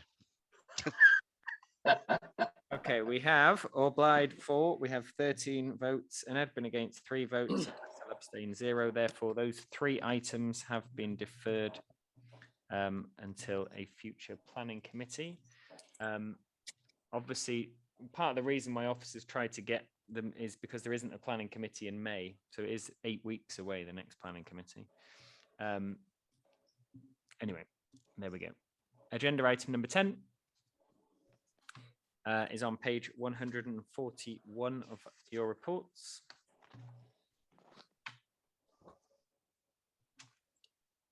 So the ward is Tremechion, the ward member is Councillor Christine Marston, the application number is 47/2021/0432/PC. The proposal is the retrospective application for the change of use of ground floor from a public house use class A3 to offices use class B1. The location is the Travellers Inn, CAERWYS Mould CH75BL. There are no speakers on this item. Does the local member want to come in on this? Thank you, Chair. Yes, the former Travellers Inn in CADEIRYDD, it's situated on the A55 at the top of RHYL, on the boundary of Denbighshire and Flintshire, and within the AONB. This is a retrospective planning application for the conversion of the downstairs former public house into offices for Thomas Plant Hire. Residents locally have raised concerns with this development due to the historic conditions being breached on the main Thomas Plant site, which is about 500 yards down the Llwybr Hir, adjacent to the A55, in the former Sundown Nursery site in Flintshire. Tremechion Cwm Wine Community Council have raised no objections, but have requested conditions. If I just sort of go through some of the conditions and ask officers to just sort of talk me through and their sort of rationale behind them. It's a B1 class only to remove permitted development rights. So just to explain what are removing the permitted development rights. Condition 3, all classes of Part 41, Schedule 2 of a Town and Country Planning Order. What does that mean? No HGVs or buses are to be parked on the site, but if you refer to your page 163 and the photo that is taken of the Travellers Inn, there is a HGV park there. and that does happen on a regular occurrence. So can officers please just clarify that? No plant machinery or equipment skips. Does that include car sales, as this activity has been carried out recently in this location? No external lighting without written permission to protect the dark skies of our AONB. So can you just clarify, will they need planning permission if they want to put spotlights there? Operational hours requested 24/7. Is this reasonable? It is covered in the planning officer's report 4.2.3 about a residential amenity. But what office would want to work 24/7? Can you just sort of clarify why this is there and why can't we have opening hours more reflective of typical working hours? And will this location be used to park trucks up and access gain 24/7 days a week? I think that is the concern of the residents, that this will be used as a subsidiary site to the main proposal, and what they don't want is HGVs parked up there. So can officers just sort of clarify some of those points? Thank you very much. Thank you. Okay, bring in Paul Griffin, thanks. Joel, quite a few points to try and remember there, so forgive me if I forget some. You can always remind me.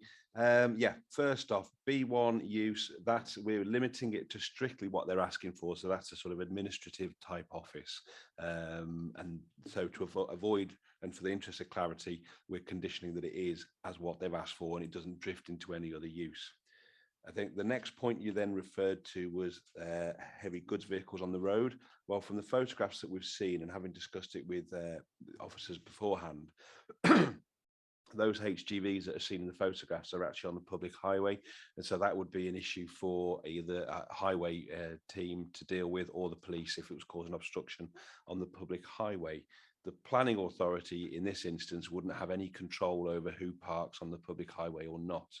So that's, again, an issue. It could be anyone, it could be related to that issue there. But my advice would be that if it becomes a problem, that would be a matter for the police in the first instance. The use of car sales, well, I think that probably reflects the sort of the site's former discontinued use. Whoever owned it has got the land there, they're using it to car sales.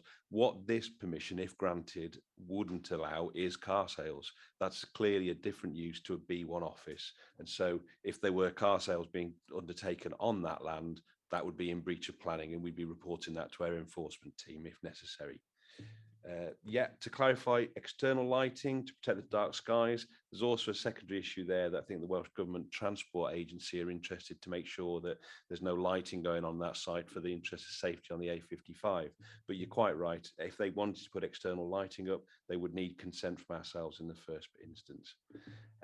The operational hours, yes, they've asked for 24 hours. And I think as officers, we've obviously gone through this and thought, is that normal to have a 24-hour office? But when you read their submitted statement, you can see that they were actually working 7 till 10 as part of their head office to run the plant hire business. But then they were looking to install CCTV and possibly the use of security guards relating to the site in Flintshire. Now, as we're aware that some people have got issues with the site in Flintshire because they're not adhering to the conditions that have been put on that place. Obviously, that in the first instance, that's an issue for Flintshire enforcement team to make sure that they're complying with their existing conditions. That's not really a material consideration for this. We're looking at a site that stands on its own for B1 office. So that's non-visiting members of the public. That's about 10 people working in there at computers, a quiet use. That's all we're allowing on that one. We're not allowing any HGVs to be parked within the site. It's just vehicles for people turning up from working. That's all controlled through conditions. So overall, we're looking at what the former use was as a public house. We're looking at an employment use to replace that. 10 people employed. Officers have come to the conclusion that the conditions put forward are sufficient to control the site and ensure there's no detrimental harm to the amenity of residents in the area.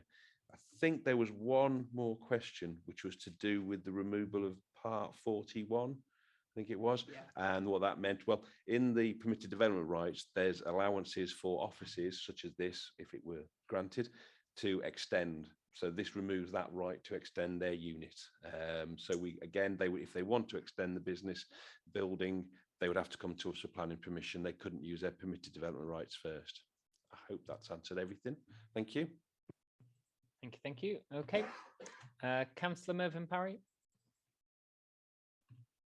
Thank you, Joe. Just did the AOMB, including range AOMB, come back with a report on this application? It's funny for them not to, with it being possibly very close or within the AOMB. Officers know on this one? I don't think they have, because the AOMB officers actually left at that point. So that I'm scrolling through responses, but as far as I'm aware, they haven't responded.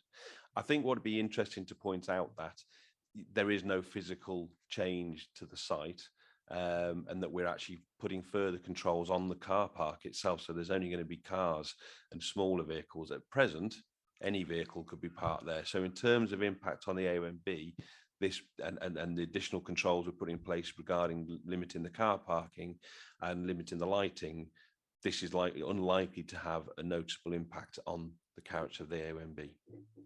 I'm just concerned there, Paul, really, with the lighting, that we're strong enough on the lighting. If this place is going to be open 24/7, that if anywhere that's usually open 24/7 has an element of lighting for people to come in and out. So I'm just hoping that you are strong enough on that one, and it can be challenged if it's been abused at a later time. Thank you. Thank you. Yeah, we'll note that. Thank you. Councillor Christine Marston. I'd just like to propose that we go with officer recommendation and grant this proposal.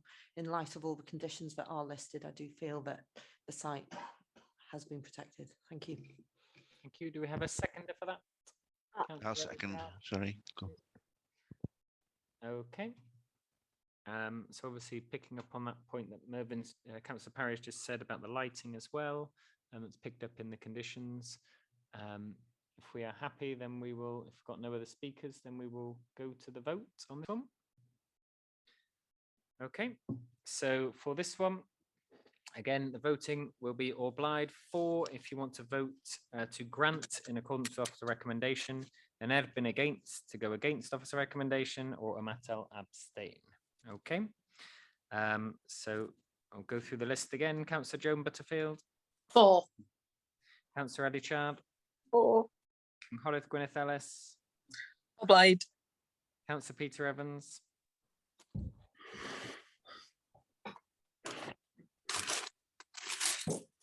Didn't hear you, Pete. Sorry. 4. Thank you. Councillor Brian Jones. 4. Councillor Tina Jones. 4. Cynghorydd Gwyneth Kensler. Obliged. Councillor Christine Marston. 4. Councillor Bob Murray. 4. Councillor Murray. Were you asking for me then, Joe? I got interrupted, I think. Yeah, Councillor Mervyn Parry. 4. Thank you. Councillor Pete Prendergast. 4. Councillor Peter Scott. 4. Councillor Tony Thomas. 4. Councillor Joe Welch. 4. Cynghorydd Emily Swyn. Obliged. And Councillor Mark Young. 4. Thank you. 16 votes for, no against, no abstain. Therefore, that application has been granted in accordance with officer recommendation. Councillor Parry, did you want to ask a question? There was something on the chat. Did you want to ask that as part of the webcast, or did you want to ask it after the meeting is finished? No, I'd like to ask it now if possible, just so it's minuted. Just a quick question to officers on applications that come in to us that highway agencies are deemed to comment on the applications.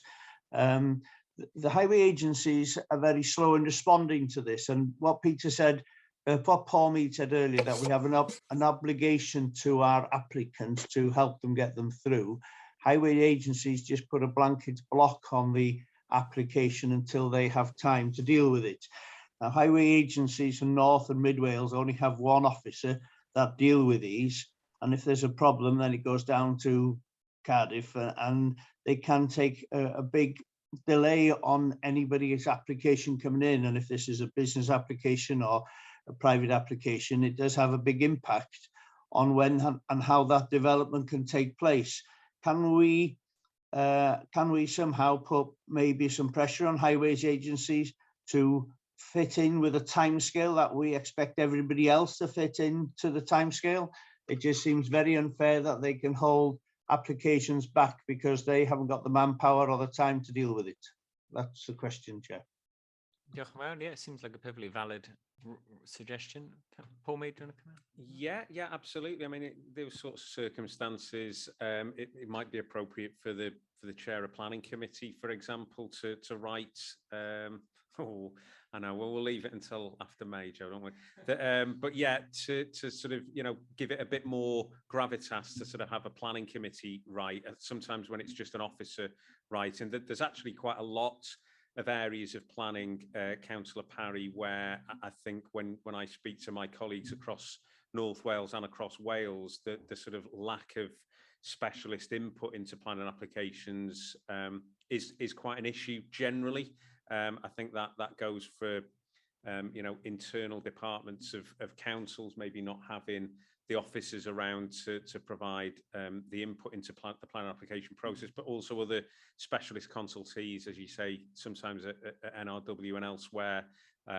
It's quite stretched at times. But I think if we wanted to write as a planning committee to any outside body, I think that would probably hold more credence than just officers writing. But yeah, I take your point, Councillor Parry. I appreciate that, Paul, and I think if we can be minuted for it to maybe come up in the next planning meetings, because I might not be here and Joe won't be here, but there might be others that will be. But if it's put in the minutes, then it might be done. It's just like today, really. It's very rarely we'd see an application coming in within the AOMB that they haven't made a comment on it, but yet we've actually passed an application without any real remarks from them. And if Denbighshire Highways had no objection to it, but we've got to wait for highway agencies to make a comment on an application, then I just think that they should comply like everybody else. Thank you, Chair. And yep, no, it's perfectly valid, and if they don't, then yeah, there should be repercussions on that as well. Okay, right, we're going on to, we've got two additional items today, agenda items number 11 and number 12. So agenda item 11 should be on page 181 of your reports. And this is regarding a tree preservation order. So basically the purpose of the report is it is recommended that the provisional TPO is confirmed and therefore remains in force. So just looking at the purpose of the report there, in response to a request by the public, a provisional TPO tree preservation order has been made under delegated powers. Obviously, there's been some objections to that TPO, and therefore that is why it has come to committee. There is a little bit of information on the late reps as well.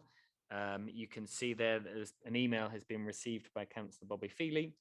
The tree inspector has been made aware of that, we'll be looking into it, and Maida Chloe Davis has also emailed in regarding clarification of the location, and that is then on the late sheets as well. There is you can see where the 4 trees, T1, T2, T3 and T4, there is a location of those on the late rep sheet as well.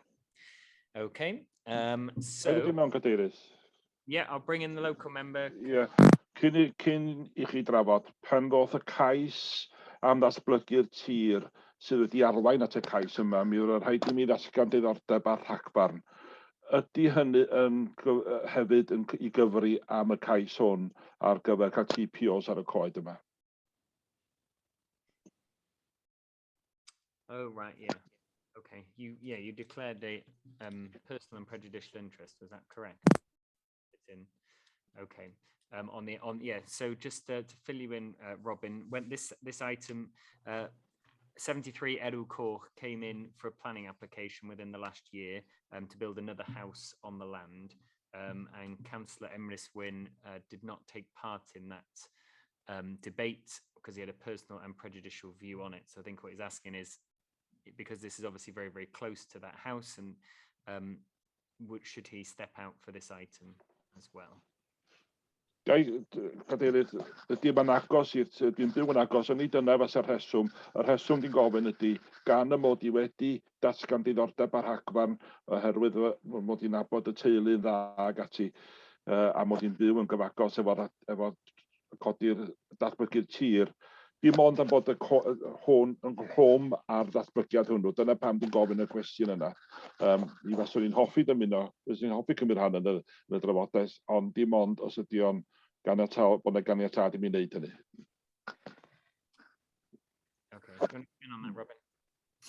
Diolch yn fawr iawn.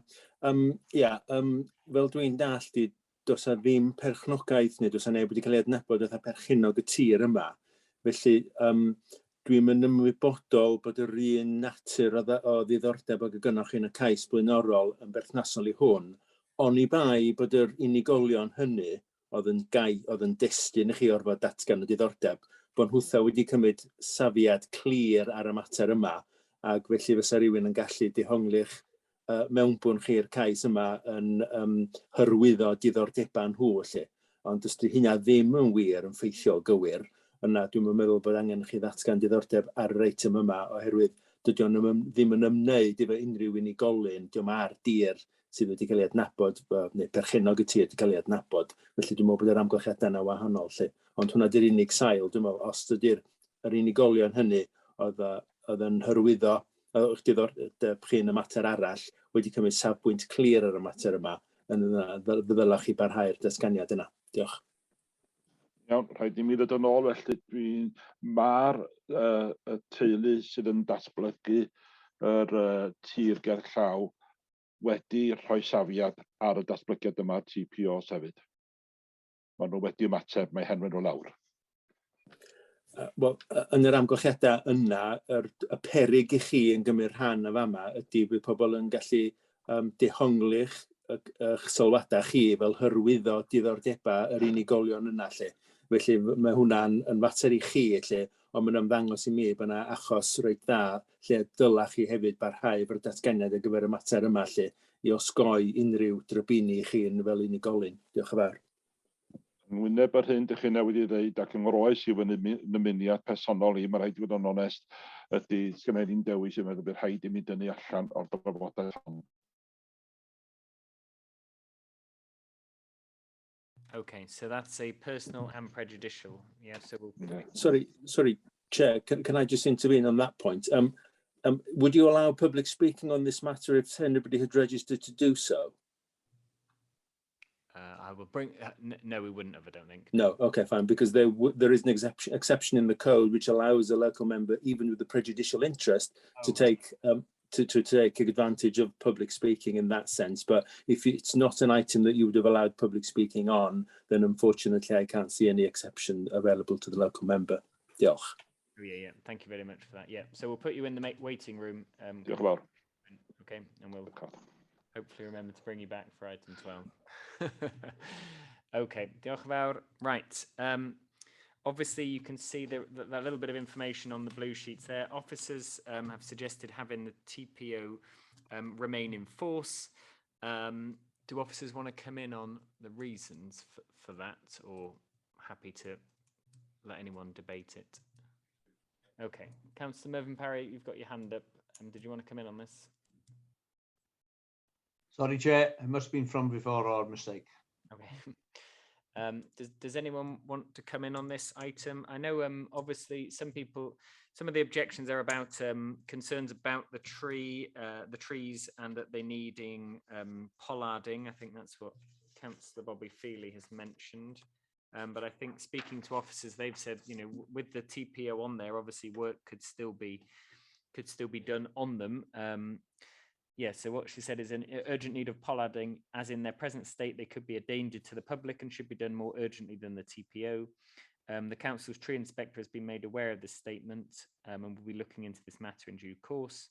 Obviously, having a TPO on them does not stop them being attended to.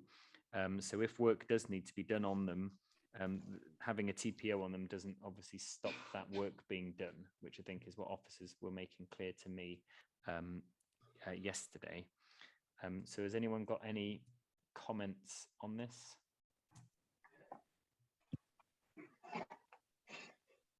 yeah, we do need to have, this is an item, even though it's just an additional item, it is one that we do need to take a vote on. So we do need something being proposed. Councillor Peter Scott.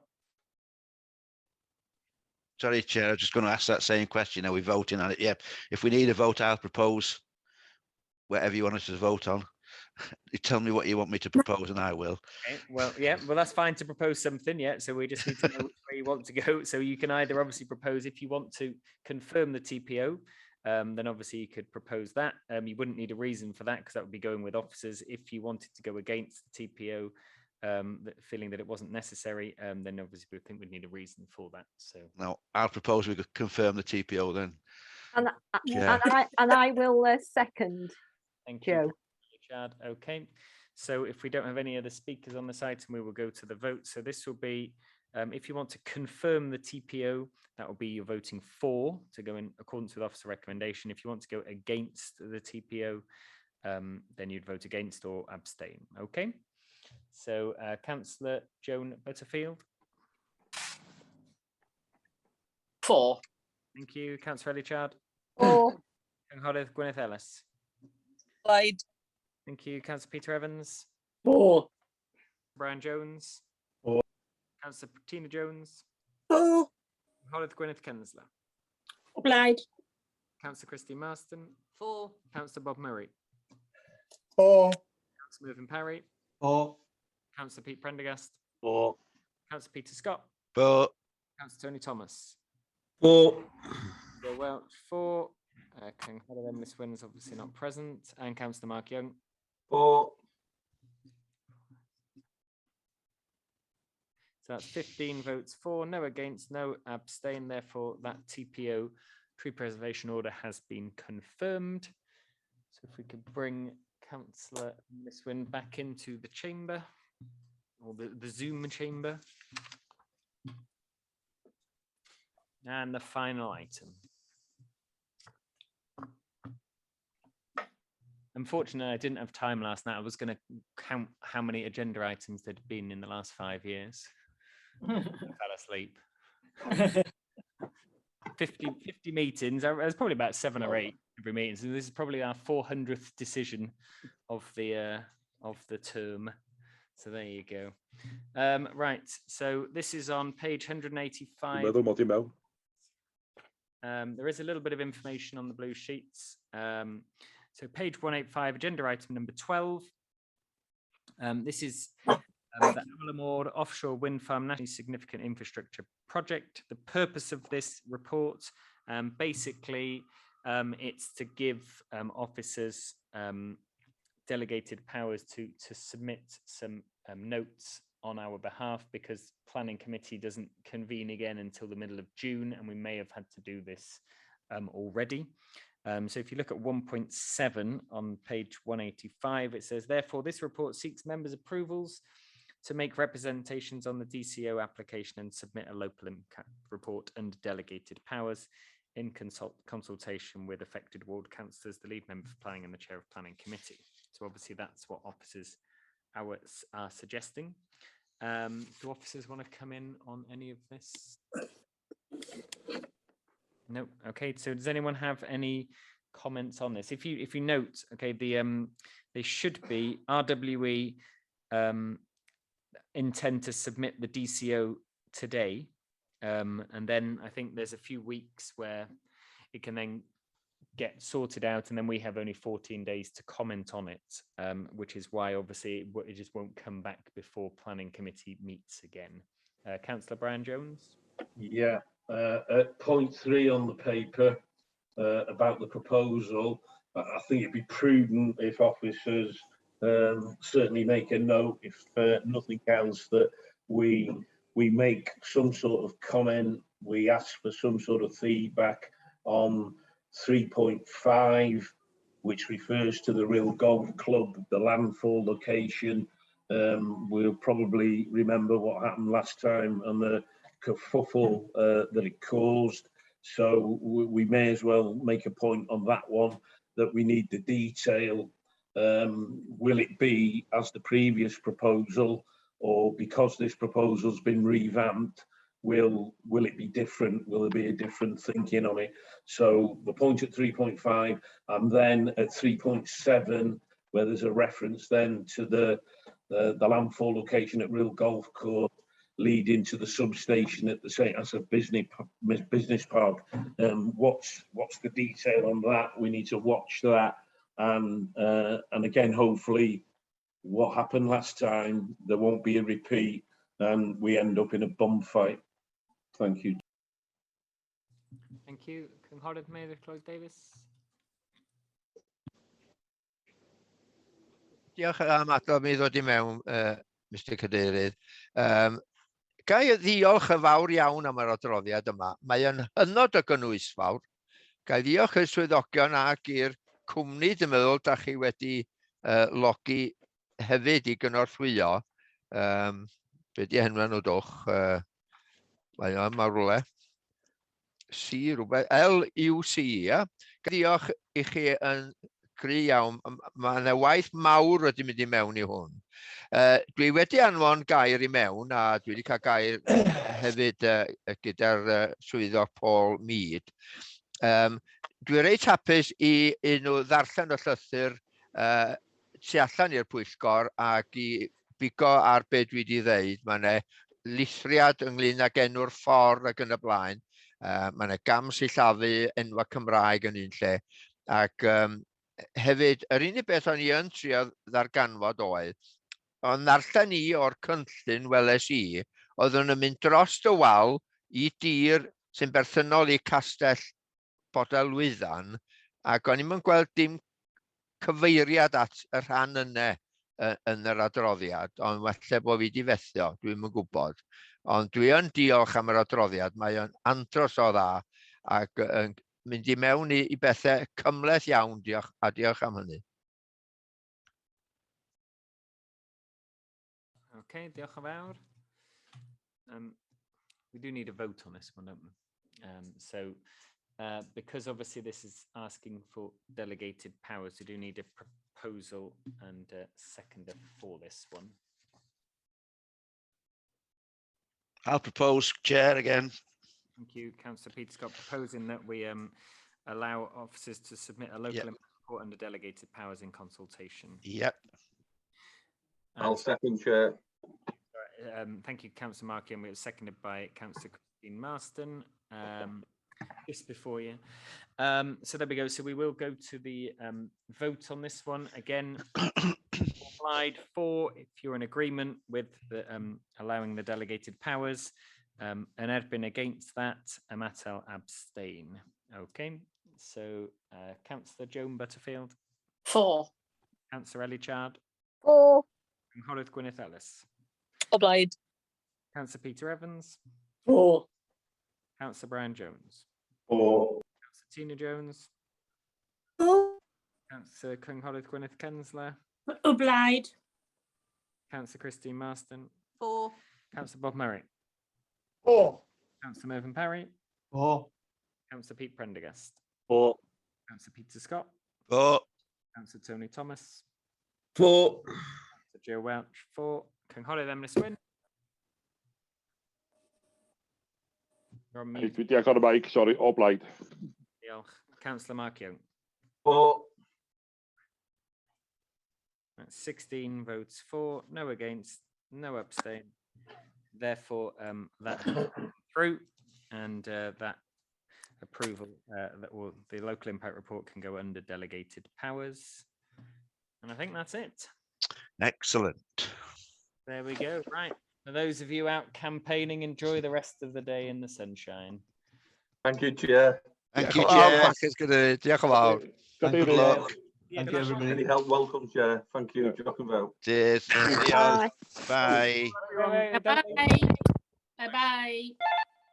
Sorry, most of the people are going out. Just wanted to say, from an officer perspective, thank the Chair, Planning Committee, for all his professionalism and efforts over the last 5 years. And obviously also to Councillor Christine Marston as Vice Chair. We've had an excellent relationship, I think, over this period of time. I'd like to obviously thank Alan Mullen James as well previously. So the Chair and Vice Chair, I think we've we've worked really well, and I just wanted to highlight the sort of professionalism and dignity and calm the chairman has shown over this period of time. It's been really helpful and made the planning committee well, I was going to say bearable, but enjoyable. Thank you. Thank you very much appreciated. And I think, yeah, I'd just like to thank all the officers, Paul Mead and Paul Griffin, and prior to that, Ian Weaver. We can get his name in planning committee one last time, and then and all the other staff as well, Steph, Rodri, Kath, and the translators who've been there for all of us for those last 5 years, and everyone else as well. So thank you very much. Take care. Can I just add Judith Williams's name? Yes, yeah. No, she's great help. That's a very good point, Gwyneth. Diolch yn fawr, yeah. And to all the legal officers who've helped us out over the last few years as well. So yeah, diolch Gwyneth for that. Very important. Thank you. Okay. Yeah, can I just ask? Can I ask Paul, whoever dealt with the item with the TPOs, could I have a quick chat with you, please? Yeah. What we'll do is we'll just end the webcast now. Yeah. And then we can, if you want to stay on, Emrys, that's fine. Yeah. So we'll end the webcast now. Diolch yn fawr. Thank you very much.